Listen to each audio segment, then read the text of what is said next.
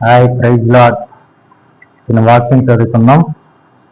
మత్తయి సువార్త 6వ అధ్యాయం 20వ వచనంలో చూస్తే ఇక్కడ వాక్యం ఏం చెప్తుందంటే,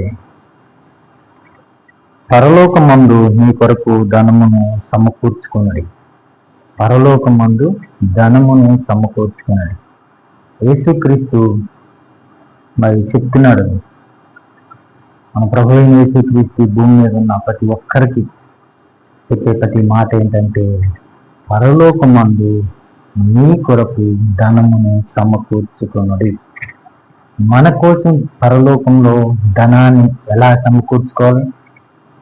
ఈ లోకంలోనంటే మరి మన కోసం, మన బిడ్డల కోసం సమకూర్చుకుంటాం, ధనాన్ని కూర్చుకుంటాం, ఇల్లు కట్టుకుంటాం, పొలాలు కొంటాం, అన్నీ కొంటాం. కానీ పరలోకంలో మీ కొరకు ధనాన్ని సమకూర్చాలంటే మరి ఏమని చెప్తున్నాడు? నీ ధనాన్ని పరలోకంలో సమకూర్చాలంటే నువ్వు నశించిపోతున్న ఆత్మల కోసం భారం కలిగి ఉండాలి. అది ఆయన చెప్పే ప్రతి మాట.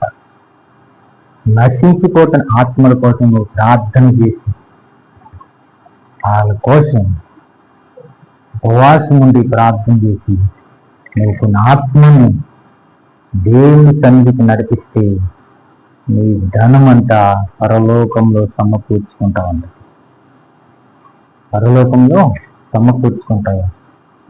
నీ ధనాన్ని అక్కడ సిమెంట్ అయినను, తుప్పు అయినను, మరి దొంగిలిస్తాం కానీ ఏది ఉండదంట. నీది ధనము భద్రంగా ఉంటుందండి.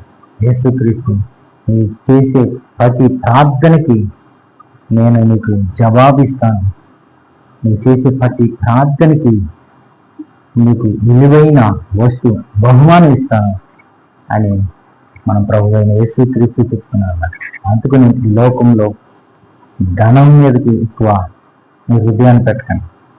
నీ ధనం ఎక్కడున్నదో అక్కడే నీ హృదయం ఉన్నదని చెప్తుంది బైబిల్. నీ లోకంలో ధనాన్ని తీసుకుని ఆశతో ఉన్నవా? నీ హృదయం అక్కడే ఉంటుంది. నీ పరలోకం పోగొట్టుకుంటావు.